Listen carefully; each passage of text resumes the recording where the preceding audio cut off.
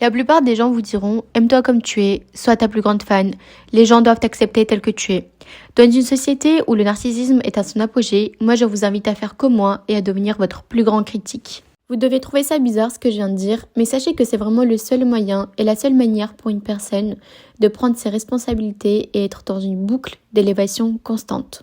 Personnellement, je trouve que le fait de me dire que je suis la meilleure, je suis la plus belle, je suis meilleure que tout le monde, et c'est là, c'est bien plus simple que le fait de me remettre en question et d'assumer mes erreurs.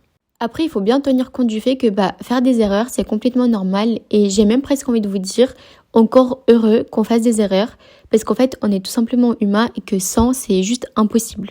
Et puis des erreurs, on en a fait, on en fait et on en fera encore, c'est la vie, c'est comme ça. Parfois, on est des personnes magnifiques, parfois on est des personnes odieuses et y compris moi. Des fois, je suis une très belle personne, des fois, je suis juste odieuse. C'est vraiment valable pour tout le monde. Mais le plus important dans tout ça, c'est vraiment le fait d'être honnête avec soi-même, d'assumer ses défauts et de savoir que oui, des fois on peut aussi faire n'importe quoi. Mais pour en revenir à la critique, sachez que tout au long de ma vie et encore aujourd'hui, j'ai toujours été à la recherche du moindre détail, du moindre défaut que je pourrais améliorer, que ce soit dans ma manière d'être, dans ma manière de réfléchir ou dans ma manière d'agir. J'ai toujours été très exigeante et très dure envers moi-même et honnêtement, je vous invite à faire de même parce que c'est ce qui m'a toujours poussée à repousser mes limites et à vraiment devenir la meilleure version de moi-même. C'est un peu le même principe que quand on fonde une société. Le but, c'est qu'elle soit la meilleure dans son domaine et qu'elle se surpasse. Et pour ça, qu'est-ce qu'on va faire ? On ira lui chercher des défauts volontairement. On ira chercher la moindre erreur, le moindre défaut pour pouvoir améliorer la société sur tous les aspects.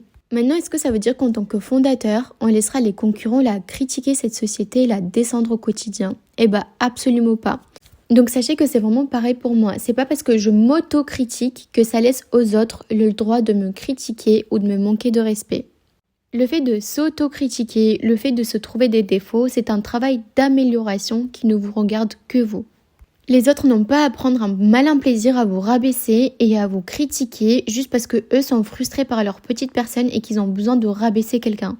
Mais en tout cas, sachez qu'au début, ça sera vraiment pas facile parce que c'est dur d'assumer ses défauts, c'est dur d'avouer ses erreurs, c'est dur de se regarder dans le miroir et se dire « purée, là, j'ai fauté ». Mais c'est vraiment un travail qui a porté ses fruits pour moi et c'est un travail qui portera ses fruits pour vous, il n'y a vraiment aucune raison. Donc allez-y,